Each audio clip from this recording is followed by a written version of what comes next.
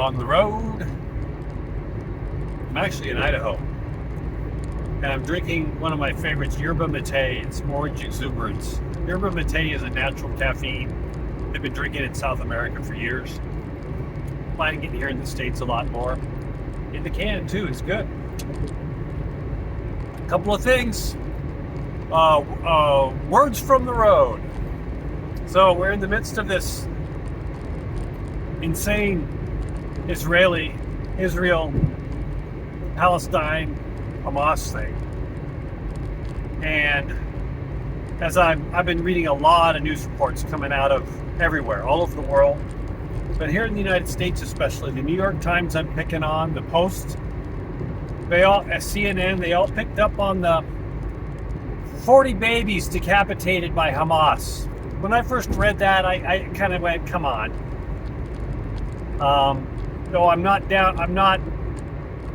trying to downgrade the horror and atrocities that did go on over there. Thinking, well, that's been proven false now. And the recent one was the hospital being bombed by Hamas and killing 500 people. Well, that now has been debunked. CNN, New York Times backtracked from it, made apologies. They jumped on it.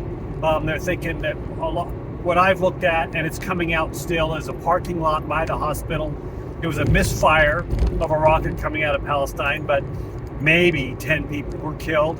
That's 10 too many, but it wasn't a hospital full of 500 people. So these reports are coming out right and left, is my point here. And this is where we are in this whole upside down world, is that the fake media are reporting these stories. Journalism is dead. I'm not picking on all journalists, but I've said overall, mainstream media, they're following an agendas, and they're so quick to follow an agenda and something that they want to have happen that they're not vetting anything anymore. So literally, this is very, very dangerous, because the mainstream media reporting these supposed atrocities gets people's ires up. They call their congressmen. We could very well be heading World War III. That could be a big contributing factor to World War III starting due to fake news and getting people riled up over false information. Yet, the ironic thing is, on the other side, there's all these ministers of truth and all these people on the government side all over around the world, but here in the States, wanting to censor we as citizens for supposedly posting misinformation all over the place, from COVID to whatnot. Can you see it yet? Can you see the total information war we're in? World War III we hope that it doesn't go to a conventional war, but we are in a war now, and it's never going to be about bombs and bullets. It's about information war. It's a digital war. It's war for our minds and souls.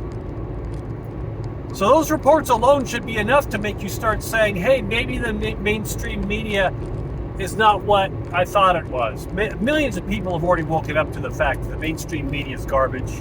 That's why independent media has popped up the last few years.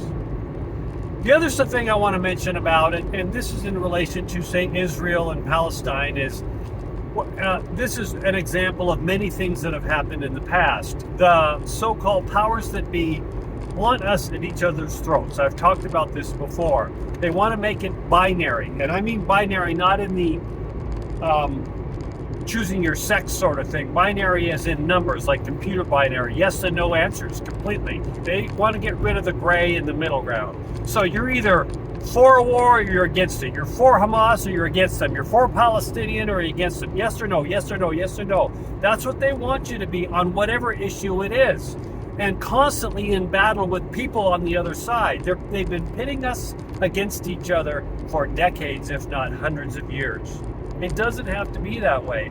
And the fact that millions of us around the world, and now more and more every day, are waking up to this fact, we're not allowing that to happen. And that takes their power away.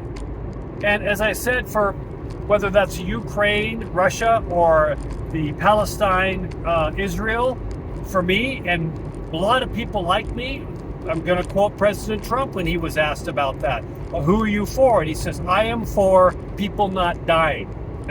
And that is the most reasonable thing I have heard in a long, long time. And that's where I stand with everybody else. Where do you stand?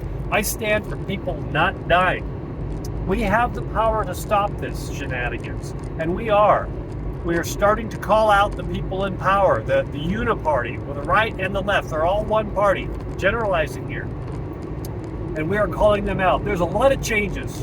And as I've said a few times this last, especially few months, the circus is increasing. The three-ring circus is going through the roof now. We are in some crazy times, and you can see it now. It's going to get crazier and crazier, more tumultuous. But keep these things in mind that I talk about. Try to see the big picture. Step back and look at the big picture overall. You'll start to get an idea of what's really going on, and do what you can on your end. All right, I'm back to driving. It's a beautiful day, by the way, in October. And my car says 82. I'm out in the Idaho desert, but I'm taking it. Bye.